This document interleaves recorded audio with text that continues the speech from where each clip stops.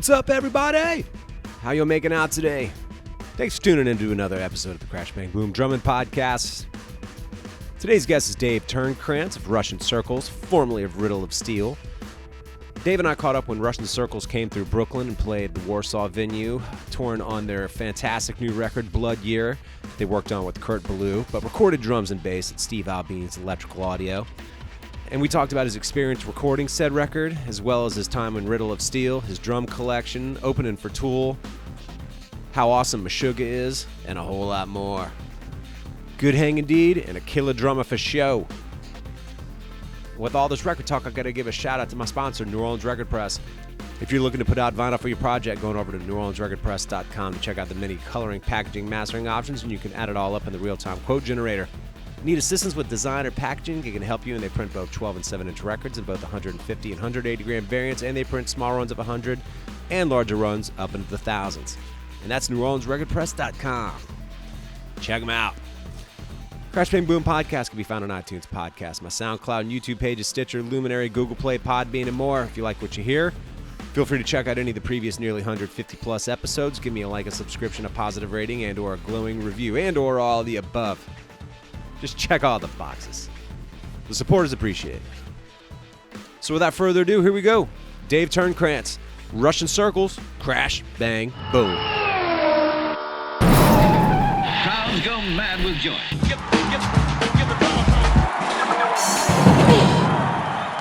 All right, Dave Turncrantz, of course, of Russian Circles, and a band that I'd like to talk to you about, Riddle of Steel. I've been a fan, man. Jesus. I'm a fan. We might have to go back in time and talk about one of your other bands. Oh no.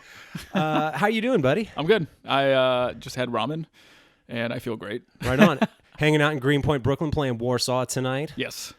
Excellent, excellent. Congrats on the new record, Blood Year. It sounds incredible. Thank you very much. Yeah. I'm happy with the drum tone. Oh, dude, as you should be. The electrical audio, you can't really go wrong there. I'll definitely talk to you about that. I mean, the bass, the guitar, the wall of guitars, it sounds like you're in a small room with a giant band. Yeah, that's what we're going for. Well, you got it. You nailed it. Like I said, y'all are at Warsaw tonight. Yes. It sounds like y'all are doing two separate tours, one East Coast, one West Coast. Yes. Yeah, it's going great. The West Coast was awesome. We did that tour with a band called Fax from Chicago. Drummer for that band, Noah, is insanely good. Okay. He's got this old bell brass, Tama bell brass snare that. Do you know what year? It was early 90s, I think. Yeah. It was definitely the year that you want. Right. Gretsch makes them now, but they're $1,000. Yeah, I actually just tested one out a couple of days ago at that Portsmouth Drum Center. Sweet. How did it sound? It sounded great, but it's hitting it in a store is completely different than like playing. Yes. It's just kind of one of those things where like if I'm going to spend $1,000 on a snare drum, I need an Amazon return policy, you know. No, but it's good. We're doing the East Coast with a band called Windham from Richmond. Cool. And they're insanely good, insanely loud. So yeah, this is our 7th show on this particular trip, but we're getting old, so we don't like to tour for like a month and a half straight. I don't blame you. We just kind of break it up. Like 3 weeks, 3 week off, 4 weeks, and then done. You find that's sustainable. Yeah, and we skip I feel bad for the middle of the country, but we skip a lot of states. Sorry, Oklahoma. Sorry. The Dakotas. Yeah, Dakotas. They never get us over there. It's just we'll do a BEC market tour. Yeah. We'll do Florida maybe in 3 more years, and then there you go. We're good to go. Break up, call it quits. Yeah, exactly. Yeah. Might as well. Yeah.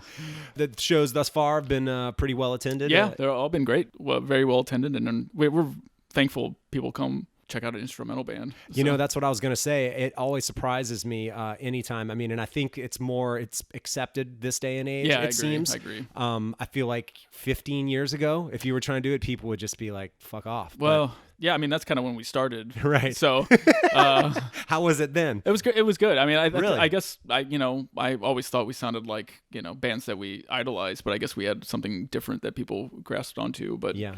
Bands like the fucking Champs and right. Trans Am, all those bands that I fucking loved back in the day. Mm-hmm. Turing Machine. Right. Like, I think they were just right at the cusp of it kind of breaking through. And, I mean, they got big enough, but it wasn't a point where they could do it for a living, I don't think. Right. I mean, and I know you probably get sick of the subgenre categories and whatnot, but is it post-rock? Is that the general term? I guess so.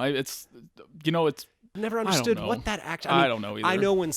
I know the sound in my head when somebody says that. It's like explosions in the sky. That's what I Right. think of when I think of Yeah. post-rock. People say we're post-metal, but I don't even know what that means. I don't think y'all are very metal. I don't think so I think either. you're more rock than metal. Yeah, I don't even know. It's just everyone needs to put a label on everything. So we're just a band. Yeah, there you go. If a police officer asks me, I say we sound like Pink Floyd and Metallica. That's the best way to say it. Just because they'll know. they'll know those two bands, and if they don't, then you're like You might be fucked. yeah. I don't know. It's fucking Garth Brooks and I don't know. Yeah, Like, exactly. You could always go the country route. Yeah, exactly. I went through. I did a little tour in Germany and then the Czech Republic, and then getting from Germany into the Czech Republic. When we went through, I showed the guy my passport, and we had some drums and guitar and bass and stuff in the car. And the guy looked in and he says, "Who is the drummer?" Me. And he says, "Do you play blast beats?" Oh my And I was like, God. I don't, man. And he just looked at me like, "You are not the drummer." You fucked up. Yeah, You would have got a picture taken with them if you would have said you did. Exactly. So you got to be careful when entering the Czech Republic, from Germany into the Czech Republic. You might, if a drummer, you might have to say and just lie if you don't play blast beats. Just say you do. We all play blast beats. Yeah, you actually play some blast beats to a some little extent. bit. Yeah, come on, I got. Yeah, I it's not like upper outrageous, John Longstreth high BPM blast beats, but it's fast. I never timed it, but if the song calls for it, I'll do a little blast beat. Come on, I gotta get my little black metal roots in there. Come on. Absolutely. There is. Would you say there's a little bit more of that on this new record than on previous ones? I think so.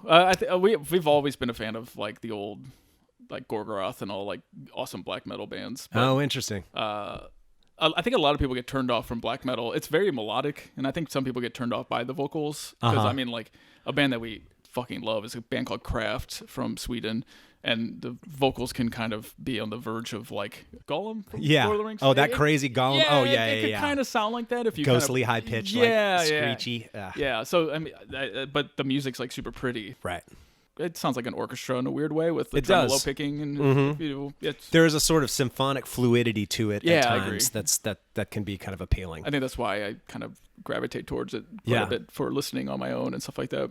I mean, it's kind of similar to punk rock to some extent. I think, when I first started hearing punk rock, I was kind of like, this is sloppy and they can't really play. But then I kind of just attached myself to sort of the attitude and the energy of it. Yeah, you like know? the lifestyle of it. Yeah, so I think that's maybe synonymous as well with maybe people's first impressions of hearing black metal and death metal. When they hear the vocals, it can ruin it. But sometimes musically, if you're willing to just accept that is sort of what it is, Totally. you can still find some cool shit. Yeah, no, absolutely. Right. I remember getting that first Kraft record. A friend that worked at a shop in Indianapolis gave me a burnt CD of it. I didn't like it immediately because of the vocals, and then finally I gave it to Mike, and Mike's like, "Dude, the guitar playing's awesome." And then I listened back, and I'm like, "Oh wow." It's mid-tempo. I think if black metal is just like blast beats the whole time, it gets really old. But like they break it up and do some mid-tempo stuff, and they're like, yeah. It's a wonder what happens when you slow things down and you can hear more notes, huh? Yeah, that's weird how that works out. I mean, there's even some blast beats on like old Gorgoroth records, and the drummer seems like he's like fucking up constantly. It doesn't sound like it's in tempo or like on the metronome at all. But it's just like, if you would have slowed that down, you wouldn't have that problem of that snare drum kind of clashing with everything else. It's funny. I talked to this guy, Dave Haley. He's from Tasmania. He plays in this crazy band, Psychroptic, and it's like, it's like tech death metal stuff with thrash and stuff, but it's pretty fucking cool. Once again, I was like, I make an exception for this. This shit is pretty awesome. Yeah. And I was talking to him, and it was interesting. He's one of those guys. He's like, I can play up to like 250, 260 BPMs, and then it's like, it's kind of starting to fall apart. And he said he actually struggled playing slower stuff. At one point, he was like, maybe I should go back and like play slower. And he was like, he was struggling to do it. He was I like, can see that. He was like 130 BPMs. He was like, oh shit, I'm struggling here. Well, it's just like those studio or the session drummers like that are just shred on solos. They're like, hey, we're gonna have 3 guys come in here, a band, and we want you to write a song. Like, they'll be like, wait, what do you mean I gotta write a song? Like, did you see how fast I did that fill? Like, no one cares right now. Like, write a song with this bass player and guitar player, and then when they're not the star of the show, I feel like they get put in a corner. Like, I can't play slow and simple. Like, what? Are you crazy? I know. Particular skill sets for particular environments, right? Exactly. That's why that Nate Smith, he's a Ludwig drummer. He's a awesome. guy. I took a lesson with him. Oh, really? I did. Yeah. God, he's like, again, gives you a good example of someone that doesn't have to be too flashy and is just in the pocket. I would say exemplary case of that. Yeah, for sure. I could just hear him play like a 4/4 beat. 100%. And that's all I need. I don't need him to hit any toms or any nothing. He just do hi-hat, snare, and kick drum. Yeah, but for him to have that kind of confidence and solid just approach and execution of it, he also sat down for a long time and played that very specifically and had the patience to do it. Yeah, which is great. A lot of this, that's what it comes down to. Yeah. Do you have the patience to just sit there and play this shit slow and really kind of go over the nuances of it? Totally. To really iron it out to when you do it later on, it's just an extension of yourself. There's no cerebral nature about it at all. Yeah, You're just playing that shit. It's great. And then, I think a lot of kids see drummers or wouldn't it be a bummer if like your first band that you saw was like Meshuggah and you're like, every drummer has to play like this? Damn it. Or every guitar player has to play like that? I know, right? Because it's so good. The first time I saw Meshuggah was I think it was off the Chaosphere record. And I remember when they rolled into the venue, I was there just hanging out and I saw them and I was like, wow, Swedish giants. It was like the Vikings have arrived. Oh, totally. They're coming to just fuck everything up. Absolutely. Yeah, it was insane. All giant dudes with long hair. And guess what? Yeah. They fucked everything up. Yeah, they totally did. They are so good live. I almost had a man. seizure, but they're like the light show is insanely good. So when I saw them, they didn't have any of that. It was pretty bare bones. It was just them killing shit. Yeah. And now that they've incorporated all the lights, the lasers, the whole thing, it's so incredible. The last two times they've come through, I'm like, I can't miss them going forward. Yeah, totally. I have to go to this. Yeah, absolutely. It's incredible. And I've also spoken about kind of the genius of what Thomas Hake does within the context of that band, which is really just, eighth note and quarter note pulses and things move around and go all off, seemingly off the grid and turn back around. It's really long phrases that do things, but you can nod your head to it. Yeah, no, absolutely. Like, it's fucking crazy. He's like the one drummer I'm like, oh, maybe double bass would be kind of cool, Dude, yeah. He does it really tastefully. It's He not does. like cool little like paradiddles with his feet that are Right. just mind-numbing. Yeah. So maybe a double bass pedal is in your future, if bro. if you heard me play a double bass, you're like, whoa, this guy. Do you not keep time with your foot on your on the I hi-hat? do, but it just turns into Metallica 1. I just want to do, it's like, Yeah. I'm sorry. Everything I want to do with the double kick is that, and that's it. If I learn that, I'm like, cool, I'm done. Absolutely. Yeah. So you stick into the single pedal in the meantime. Yeah, it's fun playing with a single pedal. I feel hear like ya. it's a disadvantage at some point, but I'm not in Danny Carey and Tool. Or Exactly. I feel like if I did get one, it'd be like, ugh, Dave got a new toy. Like, Yeah. Here we go. Well, you know what? Your band has a lot of accoutrement, so Okay. if you added a pedal, I think you got carte blanche to add a pedal. but again, it's like my brain would be like, all right, Dave, it's a really good time to do that double bass kick fill right here, and it'd be like, so it sounds like shoes in a dryer, like Right, just tumbling. yeah, like don't do that anymore. Oh my God, man. Well, tell me a little bit about recording this record, because once again, it sounds incredible. I think y'all have done a good job on previous records of capturing what y'all do, but this one especially, I think, captures it better than anything I've ever heard y'all do. Yeah, I agree. Recorded Studio A, Electrical Audio. So not God City. So we took Kurt out of his element and had him do drums and bass just at Electrical. Okay. Because I really liked the drum tone at his studio, but I love the room in Electrical, and we thought it'd be cool to have the mixture of him at Electrical. So that's when I hear your drums, to me, that sounds like you were in a killer room. Yeah, we were in Studio B is kind of known to be like the drum room because it's really high ceiling, but Studio A live room is kind of my favorite. So we did. Is it smaller? It's bigger. No, it's bigger, but it's not as tall. Okay. Studio B is like 2.5 stories tall. Whoa. Yeah, it's rad. It sounds crazy, but I do a lot of like faster things, so it's not as open as like a Bonham sound, like slow, like When the levee breaks. Yeah. So I think Studio A captures my personal drumming a little better than Studio B. So Interesting. we flew him out, did that, and did the bass at Studio A at Electrical Audio, and then we did all the guitars at God City and Salem. Interesting. So we kind of did a little mix up, but it was great. It was super simple. We did no click For the whole record. throughout the whole record. No That's click. awesome. Good So- for you, man. I love hearing that. Yeah. That people are willing to take that chance, because so many people can be so obsessed with everything being so gridded that at some point you just start to lose a little bit of the live totally. energy of it, and that's what y'all do. Yeah, I mean, on the last record, I did click alone, so it was just me. Yeah. No drums, no bass. I'm a fan of that. Which is fun because you can concentrate more on the click and the tempo and everything. But this one, the songs were a little bit more simplistic in my eyes, so it was a little bit more like it made sense to just all play together and no click and just have it naturally like speed up or slow down. And you were able to isolate the guitars and bass to where just in your room it was just drums. Yes, yeah. Gotcha. So it worked out really great. Sick. So like Mike was right next to me playing, but I can hear him. It was all scratch tracks, obviously. Yeah. But yeah, it was great. I think we got done with drums in like 2.5 days, which was like quick, super easy, super quick. Yeah. I have definitely been finding myself really leaning on Pro Tools recording lately. Just like, oh, you know what? I like that first section. Let's keep it. Cut it off right there. I'll start right there. Absolutely. I like the end. I don't like the middle part. Like it's definitely cut and paste big time. But it's so easy to do. I feel it is a little guilty, but. I mean, I hear you. I have gotten caught up a little bit on that as well. And I mean, I would love to say I did something recently that's fairly technical and I was able to get pretty much one take. But generally speaking, I'm fine to do a couple of takes and then be like, all right, did I do it okay there? You know, between the 2 takes. And then it's like, all right, I can play that better. Yeah. That's kind of my MO. Totally. I would rather, if there's a little slop that probably I'm only going to hear in the first place, if I'm being honest about it, you know, I'm willing to keep that and not drive myself crazy and ultimately lose my sort of the momentum that you have. Totally. Because that can become a thing. Yeah, yeah. And then, then you're absolutely. dreading it while you're playing it. Yeah. And then that's going to affect your fucking performance. Totally. It's funny how the first or second takes are usually the ones you keep. Yeah. Because it's like you're stoked and excited about doing it. And like the 18th take in, you're like, I fucking hate this song. I hate it. I hate this fill. I hate that guitar line. Hate how my drums sound. So yeah, it always ends up like first or second take. So it was kind of similar, like exactly like that electrical. It's like a lot of them were first or second takes. Yeah. So. Yeah. Were you able to do a good bit of rehearsing to where you were pretty comfortable with playing everything going into it, or was it still a little?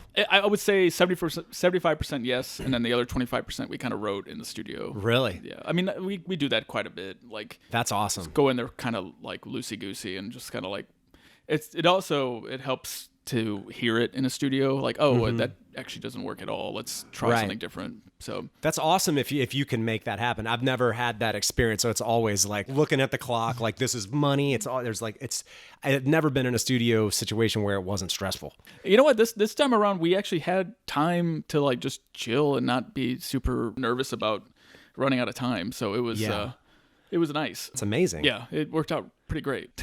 Of the some of the stuff that y'all was maybe less hashed out going into it, were you surprised at what that ultimately became? Well, it wasn't too crazily different than what we had in mind. Yeah. Like we had demos and we were kind of. Oh, okay. They would kind of like go on a little Pink Floyd little journey, and we had to kind of like crush it into like a actual song and not us just doing solos for.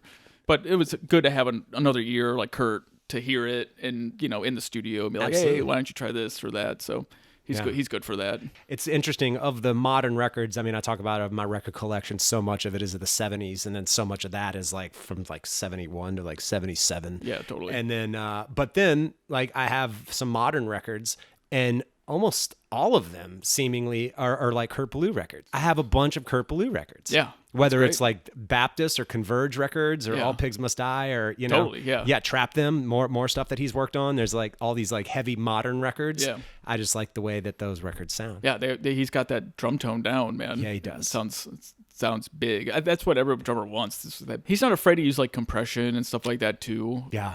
I feel like some people are like, compression. Yeah. You should hear my in-ear rig. It is just like compression central. Really? Yeah, it is hilarious. It's got delay. Really?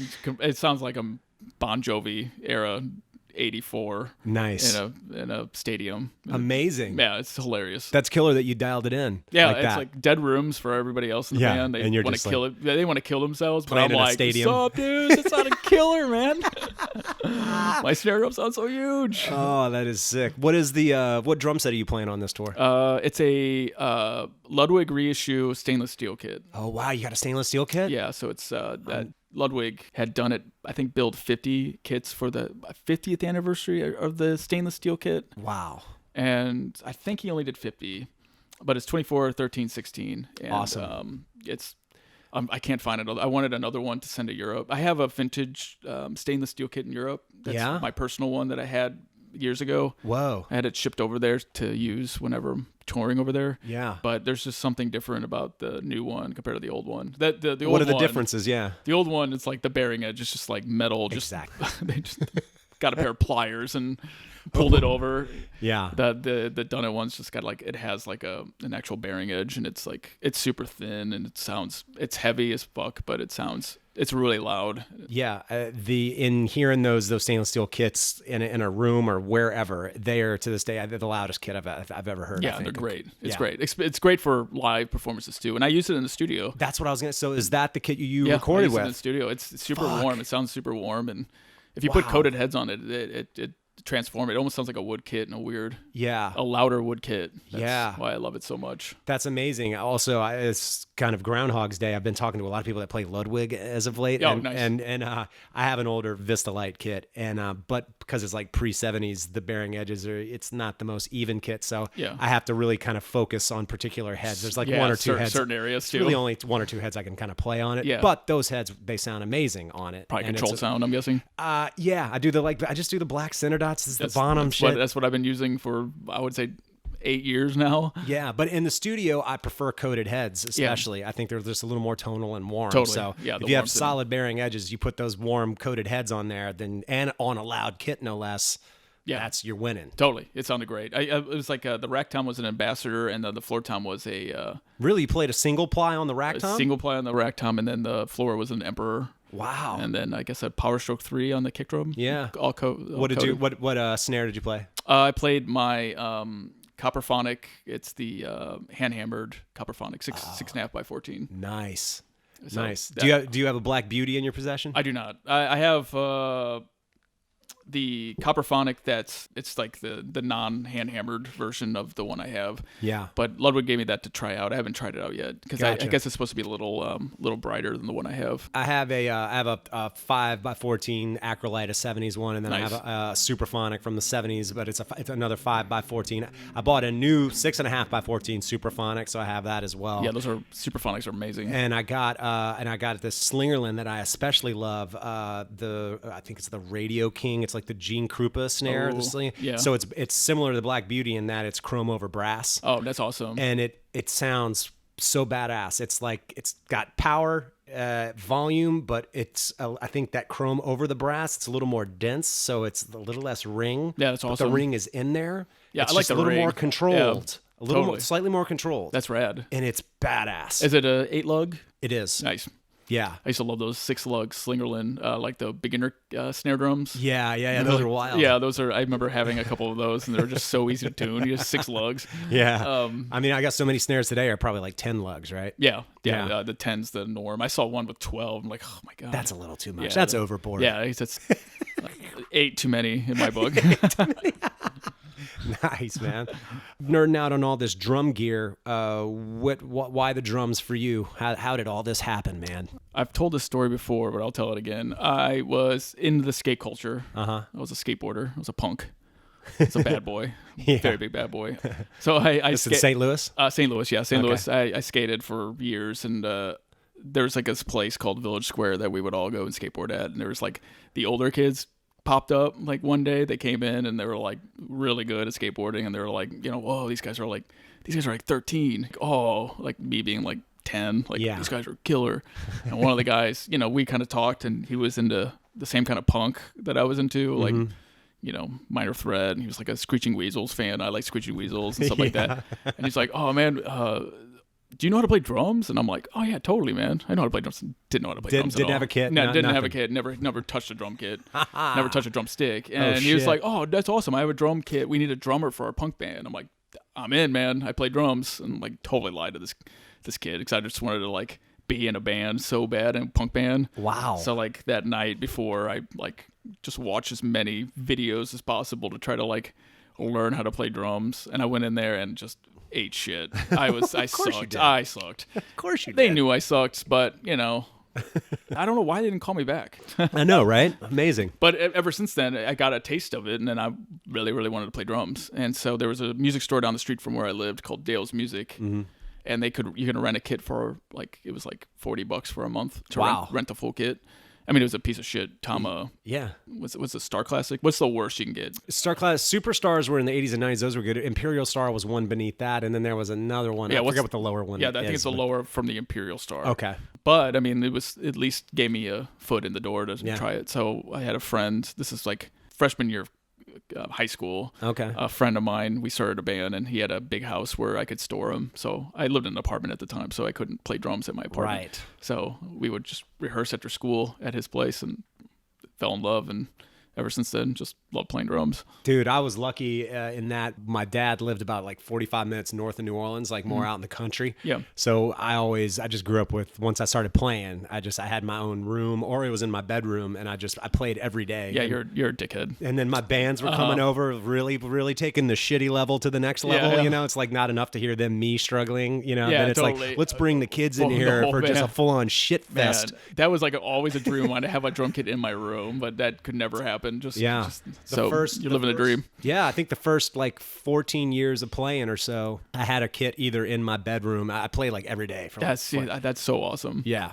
I mean, even now in Chicago, I still have to drive like 15 minutes just to rehearse. The dream for me here in New York is to try to get a practice space to where like 2 blocks where I can just walk and just go play a kit. Totally, yeah. I mean, I have not made it happen yet. Yeah, I'm sure the rehearsal spaces in this area are not cheap. They're not. I mean, you might be able to get a slot for like one slot that is inflexible for like $150, and you get 4 a month. Oh, So- Jesus. And it's like, maybe 4 hours. So Oh, my God. Yeah. That's crazy to me. and that's like not that bad. Yeah, that's insane. Like, It's shitty. yeah. So, like, are they closed at times, too? So you have to go and, like... So here's the backstory. Craigslist, you know, where all great things happen. Yeah. I was reaching out to look at the place near me because I realized, there is a practice space like 2 blocks from me. This is the dream. Here Yeah, it goes. it's We're going to make it happening. happen. It's Oh, happening. shit. I'm getting out of one's practice space. Oh, shit. I'm going to make it happen. It's about to be winter. I can just fucking walk there in the snow and just go play and Yeah. shit. But turned out the deal was like for $150, you get this one slot on a Thursday night for 4 hours. It's cash only. You have to sign a 3-month lease, and it's completely inflexible. So if you miss it, even if no one else is in there, he wouldn't want anyone else in there. So And I was like, that's a deal killer. Yeah, would you have to bring your own kit then? Every No, time? there is a house kit, and I could store my kit in there. Oh, okay. I was going to say, But I'm not going to break his kit down and set mine up, break it down, and put his. But Yeah, I wouldn't totally. do that. But there was a kit that I could play, and I could store mine there. But for me, it was not having the flexibility of saying, dude, I was out of town on a Saturday or Thursday. Can I just come in on a Saturday since no one's there? Nope. I'm like, that's kind of shitty. Yeah, that's crazy. Yeah. You have to be committed to play music out here. I know, right? Look at this commitment. Yeah. And I'm not even a professional musician. Yeah, can you I'm like, imagine? Fuck that. Yeah. So, anyways, I got another space that's cool. That's like half the price. Oh, that's good. And I got a good bit of flexibility with it. That's and, nice. and I'll store my shit there. And it There has you go. windows. Well, a there you practice go. space with windows. Oh, man. Yeah. You know what? I don't think I've had a practice space with windows. Me neither. This is Yeah. the first time in my life. I'm going on 30 years of playing. Cool enough on days like this. Normally, I would dread like, we got to go practice on a Saturday when it's nice outside. totally. We're gonna go in a shitty practice space with no light. Put the windows up. That's crazy. Breeze and light coming in while you're jamming. You're living the dream, man. Dude, I mean, after nearly 30 years of failing, at some point you got to hit pay dirt. No, That's the it's way I true. look- Yeah, it's true, man. I was about to make a joke like, oh, you don't have oh, wait, I've never had windows in my practice space. Damn it. All right, you win. Oh my god. Practice. You have a drum kit in your bedroom. You have windows in your practice space. Yeah. What am I doing wrong? Every now and again, the stars align. Yeah, man. exactly. Yeah. Jesus. Well, once you started really like getting more invested in playing, it's something that I've, speaking to like Chris Metcalf of Life and Times and being a fan of the Shiner drummers, I've always been kind of curious as to what was going on in Missouri. Oh, totally. That there seems to be a Bonham influence that I hear, and Yeah. like Ludwig fascination as well, and Totally. like kind of vintage drum fascination. Yeah, you're kind of nailing it. What's going on there? What was I listening to? I mean, I liked a lot of Helmet back Of course in you the did. day. You and I are probably the same age, so you know as well as I do Yeah. in like early 90s. Oh, my God. Those first 3 Helmets record, 90, 92, and 94. Yeah. Strapping on Meantime and Betty, right? Yeah. Meantime was like my jam. Dude, it was when that came out, I was like, this is, I couldn't, it's all I listened to. Yeah, totally. And John Steiner's drumming, Yeah, he's still been one of my favorite. His stuff in like Tomahawk is incredible. I'm and- still quoting him unconsciously. He's embedded so deeply in my head that I can't help. I'm unconsciously quoting Oh, the guy. totally. There's some songs on the new record that I'm like, yeah, that's my Helmet. That's a little nod to Helmet right there. That's awesome. Meantime, the Unsung, that was when my right hand broke away from my right foot. Do you know that feeling? Yeah, where yeah. Your right foot's Some on its independence own? of it, Yeah, yeah. so it's not just following every like Everything's hi-hat linear, beat. yeah. So that was, I remember when that happened, like, whoa. Like, da-na-na, da-na-na. Yeah, like that's right when my hand like broke away, and I'm like, oh my god, this is great. You're keeping time and you're playing a separate pattern with Exactly, your foot. exactly. It was like I still remember that moment. It was like crazy. Wow. My brother was a big influence on me as far as music. He loved like awesome music before I even knew what it was. Oh, that's He cool. was always the guy I kind of like. I would always just like soak in what. Were you one of two? One or two, yeah. Okay. So I would just soak in everything he was listening to. So he had really good taste in music. Like he was a big Smashing Pumpkins fan. And Okay. he took me to my first concert, which was Nine Inch Nails. No way. That was your first concert? That was my first concert. So That's amazing. and So now- we're talking the 90s. Yeah, we're talking straight up 90s. And then was a huge Sunny Day Real Estate fan. Dude, you and me both. Yeah. Still. That's drummer. So it's interesting. This will air after I spoke to J.R. Connors of Cave In, and I was telling nice. him that like there's some of their songs in particular phases of Cave In, of which there are like some different sunny, phases. yeah. I'm like, bro, there's some Sunny Day Real Estate shit going on there, and he was like, thank you, dude, and he's like, Will Goldsmith is the shit. I love that guy. Totally. Like, yeah. He's a great drummer. He's so good, man. Remember that 120 minutes Yes. that live footage Yes, of them? it's great. I remember seeing that. I'm like, whoa. Yeah. He hits hard as fuck. Yes, he does, and still does. Yeah. Big Faith No More fan. Oh so, yeah, dude, Mike Borden's the best. Yeah. He's incredible. So I grew up with like Faith No More. Hard and whatnot. hitters. Yeah, I remember when Epic came out, I was like at the like playground. I'm like, what the fuck, dude? You hear this shit? Swinging like super hard, like yeah. He's an interesting player, and I haven't done it in a long time, but I remember trying to play along with some of his stuff, and I was like, his feel is actually, it's interesting, Yeah. and it threw me off a little bit. He has a little bit of swing, but he's real bombastic. He has a very strange mixture of things that I found at the time. I got to revisit it just to see if that was just me being young some time ago. Yeah, but- maybe. I try to set your drums up like he sets his drums up. Oh, just flat and high as Yeah, shit. yeah, and you hit leading with your rims. left, right on Totally, the left. yeah. Even though I'd imagine that he's his right rack hand. toms are like this. Like Yeah. I don't understand. Power toms. Yeah, it was insane. I It's don't like know how he hits. hitting trash cans seemingly above his shoulders. Well, Noah from Fax plays like that too. His Really? tom is just like straight as an arrow, and Yeah. it's just like I don't know how.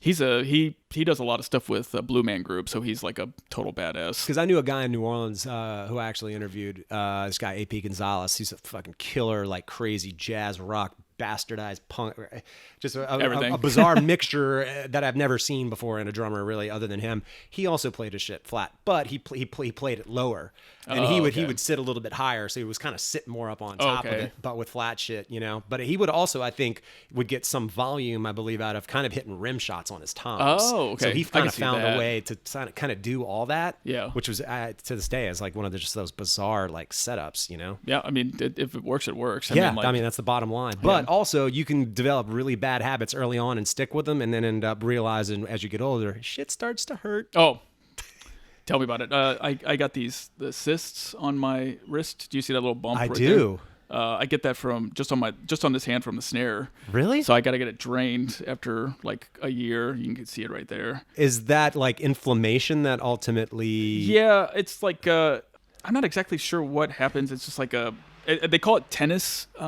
It's like instead of tennis elbow, it's like tennis hand or tennis wrist. Really? Something like that. A lot of tennis players get it from. It's like a repetitive strain kind of thing. Right. But it's like calcium that builds up in there, and they just Yeah. need to drain it.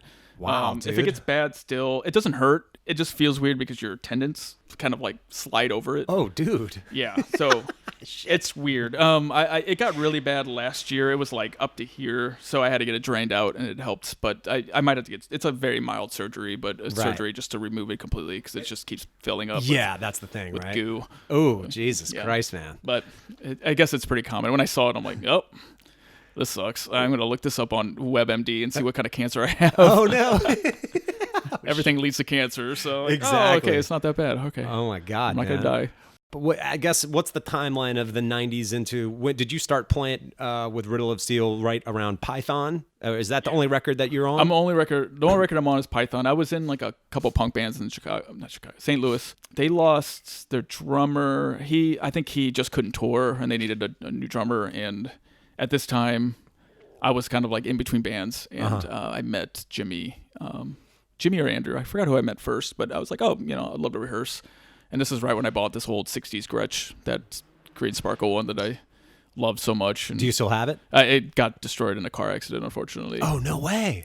It was driving drunk, and no, I'm joking. Oh, shit. It did get destroyed. It was in our trailer, and we got hit from behind, and it was like at the very end of the trailer, so it was the... With Riddle of Steel? No, this was with Russian Circles. Oh, no way. Yeah. Fucking A. That happened like 2008-ish, 2009. We were on tour with Boris, and it was in Baton Rouge. Oh, wow. And some guy was texting and driving, and he dropped his phone and Christ. came over and just nailed us. But yeah, so they were looking for a drummer, so they rented out a space in St. Louis, so we went there and rehearsed, and it worked out. It was cool.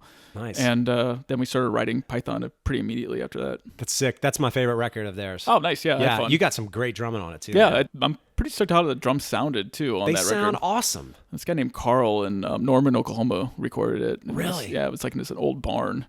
No way. Yeah, that's where Russian Circles recorded their first EP with Carl and Norman. I think he's probably still doing engineering stuff. Yeah, he was really good. He's this weird program I think it was called Paris. I don't think many people used it. I think he was like kind of one of 10. No, I don't know. Yeah. Riddle of Steel is one of those bands if I'm like, hey man, have you heard Shiner? No. All right, check them out, and also check out this Riddle of Steel record, Python. And every time people are like, how did I not know about this? This is awesome. Oh, fuck yeah, that's great. So I'm just curious, like after y'all put that out, did you did some touring with them? Yeah, we did from some there? touring. We did touring. Yeah. We went out west and stuff like that. We didn't do wasn't anything compared to like Russian Circles touring wise. Was there much of a scene that you felt like you could get in, or was it kind of like, where do not we really. belong? Where do we, right? I think that was it. Shiner is a band that I feel like are like the Beatles in the Midwest, but I feel like everywhere else it was not as like that kind of music wasn't as big. I found out about Shiner like 13 years ago. One of my buddies, same thing. He did to me what I now do to people. Yeah. He said, you don't know Shiner. You love all this 90s stuff. How do you not? You're going to dig the Totally. drumming. I listened to it. I was like, once again, how the fuck did I know about this? Yeah. And who is this drummer? No, totally. Yeah, You know? and it could any record you think of, like who is this drummer, and then who is this drummer? Yeah. because they always had fucking badass Killer drummers. But it was a weird thing. It was like they were really big in Chicago and St. Louis and Kansas City obviously, and Yeah. Yeah, I don't know how they didn't blow up everywhere because it was like that kind of 90s like rock music that was. They were a little late. That's I the one think so. thing. I think they just missed it by like a year or two. Yeah, like had it been maybe early to like Yeah, they'd probably 91 to 96 or something. Yeah, maybe a major label would have picked them up or something like that. I would think so. They're really cool songs with great playing and just great sounding guitars. Like everything, it's got everything. It's funny. I didn't know who they were until I joined Riddle of Steel because like Andrew and Jimmy were like huge fans, so they were like, check out this record and check out this record. I'm like, whoa, this drummer's killer. So I had no idea. Like at that time I was into some weird shit. But what was I listening to? This would have been like late 90s, early 2000s, I guess. Yeah. That's a weird time, right? Yeah, it's because a really weird time. The 90s had worn off, and then there was like all these vultures that came in, and then the record companies were just like giving out record contracts to people that were just the dregs regurgitating like shit versions of grunge. So like the late 90s, early 2000s was depressing for music as far as I'm concerned. Well, they were just like trying to it was like a dartboard. They were just trying to throw as many darts at the board as possible. Exactly. Hopefully one of them hit bullseye. Exactly. I was still into punk, and like I definitely got into Shiner and all that stuff after playing with Riddle of Steel. Nice. But I'm a big John Theodore fan, obviously. Of course. And so, Did you ever get to see him with Golden? I did once. Me too. And that's where that was at the Rocket Bar. I remember it still. I saw them at the Mermaid Lounge in New Orleans, this little tiny place. Fuck yeah. Yeah, it was sick. Yeah, I saw, obviously, Golden was incredible. And then I kind of broke off from that and started learning about other bands like Turing Machine. Uh-huh. Another fucking killer drummer in that band. Yeah, and I think Riddle of Steel opened up the door for me to like learn about bands that I wouldn't normally have like heard, or like Train Dodge from Oklahoma City. I don't think I know them. They were label mates of Riddle of Steel. Oh, cool. Drummer Rob he actually joined the band after I left Riddle of Steel, so he played with Riddle of Steel for the remainder of the records that they did. I think they did 2 more after I left. Gotcha. He's a badass drummer. Yeah, he's a really, really good drummer. Yeah, I don't know what it is with Midwest. Like, there's a lot of kick-ass drummers from the Midwest. It really seems to be. Yeah, like Danny Carey's Kansas City. Right, he is. If we're gonna have like an Olympics, a United States drum off Olympics. Absolutely. Danny's on our team. Sorry, guys. Yeah, right. You got him. You got the prog rock genius on your end, man. How about Tool putting out a record after how many years? 12, 13? Dude, it's killer. Yeah. Ballsy move. There's a drum solo on that record, and it fucking rules. Yeah. I mean, Danny's one of those guys, once again, he's really interesting because he also is like a big kind of like bombastic hitter, but also has a crazy independence. Totally. And can orchestrate sections within songs where I'm listening to it and it's mechanized in the best way possible in his ability to repeat phrases. Yeah. And the independence it takes to execute them in the first place is another thing in and of itself. It's just like, it's always trippy listening to him. And then you see it, you're like, what the fuck? Yeah, I think seeing it really did it for me. And you know what? Name another drummer that sounds like him. Like, you can't. It's like... I mean, if they do, they're just trying to sound like him. Yeah, you're just a knockoff of Danny Carey.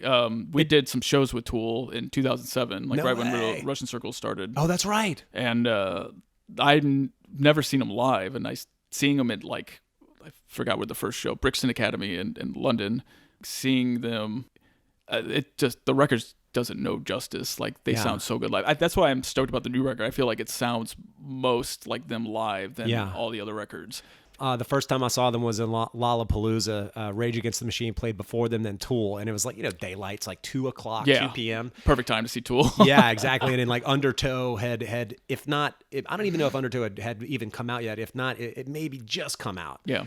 So early, I guess. 93, 94, yeah. Yeah, exactly. But they were incredible then. And even then, I think more now in hindsight when I think about it, the band was very raw at the time. Yeah. But Danny was still this very precision player within that, which is interesting. And then you start to hear the band almost catch up with him, and then him kind of expand and outward. And then when they get Justin Chancellor on bass, they put out Anima. I saw them on that tour, and that to this day may be the greatest show I've ever seen in my life. I think Adam's one of my favorite guitar players. He's not a showboater. No, he's not showboating at all. He's just like locked in. When he gets like on a weird like chug pattern, it sounds so good. It's it just badass. Stays on it. Like, he gets incredible, wild, crazy guitar tones. Yeah, totally. On the records, you know. But man, when they played Anima, I remember. But once it really got going, I was on the first balcony on the front row, just having my mind blown by it, and people were getting into it so much that I could feel the balcony bending. Oh. And we were in this old, like, opulent theater, and I was just like, you know what, this is so killer. If tonight's the night I die, then tonight's the night I die. You know what? We're fucking going down like this. Yeah, well, that's the most nervous I've ever been, till this day, playing a show in front of a sold-out crowd. 2 nights at Brixton Academy. Mike was having guitar issues. We had 15 minutes. You had to get on stage, 15 minutes. Like, we're cutting the lights, we're open doors. Mike couldn't get his guitar to work. We're like, oh my God. We're playing the biggest show of our lives, and we don't know if Mike's guitar is going to work or not. Right. So I was like losing my mind, pacing like crazy. And then Adam never met us before, but he came to our dressing room with his guitar tech and was like, hey, we set up a rig. It's ready to go for you. If your guitar doesn't work, just plug in this rig and you'll be good to go. Like, never met us. Like, how awesome is that? How many bands can you say would do that? That is pretty awesome. He didn't know, probably didn't know what the fuck, what we sounded like or whatnot, but knew we were having some issues. Yeah. But I remember, then we heard stories of bands like the Melvins and Phantom Us getting like booed every show because Tool fans are intense. They are very intense. And so we were hearing all these stories about the fucking Melvins getting booed. And we're like, here we go. And the second we walked on stage, Mike had a hat on, and it was the lights cut. The crowd kind of cheered. We walk on stage, and the first thing I hear is, nice hat, faggot. Oh, no. And we're like, oh, God. This is where it starts. God damn it, man. And it worked out. Like, everything was great. And we won over the fans, and it was, nice hat, faggot. That's the first thing I hear. First from the crowd. thing. You're like, wow, all right. I haven't even counted the first song off. Yeah, totally. So Mike just took his hat off slowly, put it on his hat, like, all right, let's play. All right, you might as well, let's get to these songs. Yeah, I guess so. Try to drown out the heckling. Yeah. Damn, dude. But it was cool. And, I was a Tool fan, but then I became a huge Tool fan after that because Danny, Justin, and Adam were fucking super nice and accommodating, and it was crazy. Well, when you think about how have some of the rigs evolved between Brian and, I'm sorry, the guitarist's name? Mike. How have their rigs evolved? Because I've seen some of like Brian's setup and his pedals and the whole thing. It seems massive. Yeah, he's good. He got to a point where he's comfortable and happy with his rig. Mike, on the other hand, every tour is like I've never seen this head before. Where did this cab come from? He's like, I'm trying it out. This is like, if I had $1 for every time Mike said like, end game, man. This is it. This is it. I found it. It's the tone. he's on the quest for the ring, man. He's gonna find this. He's gonna find the tone at some point. But that's amazing. I feel like the older we get, the more we want something that's kind of unattainable. I'm guilty of it too with my in-ears. Like I want my snare drum to sound like this, and it's like almost impossible to get that in rooms that we're playing too. Especially every room's different. Yeah. So if I get to that snare tone that I love in my in-ears, it's because the room is like super dead and it's like a studio. And so then I play a big empty room like tonight's probably going to be completely different. Totally. So I think Brian's good. I mean, I think he found his stuff that he's really comfortable with. Yeah. But me and Mike, we always try something new. And it's like, it sounds cool at practice. And the second you play it live, you're like, oh, this is why I like... rises crashes because they sustain.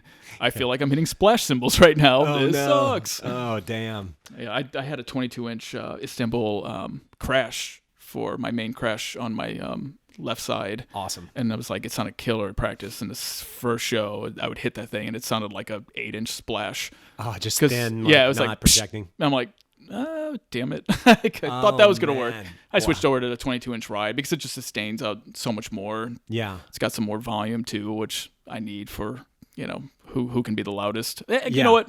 The older we get, it's not like that anymore. Back in the day, we would just try to... Massive stage volume. Yeah, we would like to be loud. Now we understand that if you're too loud on stage, you can't put anything in the PA. So it's like pointless. Yeah. It's like, why even play a venue if you can't have a guitar and a PA? You know? Absolutely. So Absolutely. we're learning it. I think in about 50 more years we'll figure it out. We'll have the tone. The tone will be done. Finally got it. Yeah, the world will be on fire. But exactly. At that point, your bones will be deteriorating. You won't be able to play anymore, and you're like, "But I finally got that." Yeah, everything's in phase, and we're good to go. Exactly. The world is on fire. I'm in pain. I finally got the tone. Totally Nailed it. If you have a chance to tweak something, you're going to tweak it. Yeah. Oh, I love looking at forums too. Like go online, like, oh, this is the best snare. This is the best snare I've ever heard in my life. Like, oh, cool, I'll try it out. Like, oh wait, it's not. This asshole doesn't tour and doesn't play outside of his basement, so it probably sounds great down there. Why am I taking advice from some drummer dude 420 on drum forums? I've noticed. I mean, when I was young, I didn't give a shit about gear. I was like, it's a kit. I'll try to throw heads on it and just beat them until they completely suck. Yeah. But as I've gotten older, I've gotten more specific about gear and very specific thing and better at tuning. Same. Yeah. So that's been part of the process. Yeah. Tuning is huge. I think I've gotten to a point now where I can tune something super quickly with my ear. I have a tune bot. Oh, I'm using nice. one of those tune bots, and it's very, very frustrating. But when you figure it out, it's pretty awesome to get. I like to use it just on a snare, just to get the same tone. If I had a snare drum, I like how it sounds to get it right back to where it was. I've never used one of those. It's weird. It's, I just did a drum teching session recently at Electrical, and I used it, and I gave it to the producer or the engineer. I'm like, here you go. Like, if you want to tune the drums, here's all the numbers, what I tuned it to. And he just sent me a picture, like, of him flicking the tune bot off because it's like, such a pain in the ass. Yeah. It's like, once you figure it out, it's great. But yeah, it's definitely mind-numbing because it will change, like, the hertz. Like, all of a sudden, the pitch will be completely different. You just got to hit it exactly the same at the exact same spot. Right. Or it just switches. It's weird. Oh, man. But it gets a perfect pitch for the drum, and it's rad. That's sick. It's better than like one of those the dial. Yes. Those things are they just measure what the tension. Yeah. And it doesn't mention like the actual like tone of the drum. So right. I think I'll stick to the old manual, maybe not perfect situation. And that's going to be good enough in any live situation. Yeah. Exactly. That's the thing. Doesn't fucking matter in a live situation. In the studio, I can see it, what you want to get there, but like in a live situation, it's like, and in the studio, every time you're in the studio, everyone wants to muffle. Like they put like 18 moon gels on it anyway. So it's like, do you really care about how it sounds? I think we'll just take this really incredibly beautiful tonal kit and dampen the shit out of it. So okay, perfect. I'm glad I'm here. Right on, man. Well, Dave, it was fun talking to you, man. Congrats on the record. Glad to pick your brain about Riddle of Steel and all of this other stuff. And kick ass tonight, man. All right, thanks, man. Thanks for having me. Yeah, dude. All right, everybody. Thanks for the continued support, and thanks for Dave for rapping. Always like to catch up with artists in these bizarre little rooms in the venue that is Warsaw in Greenpoint, Brooklyn. In any case, we'll catch y'all next Monday. Keep your eyes and ears peeled. Drum it up. Crash, bang, boom.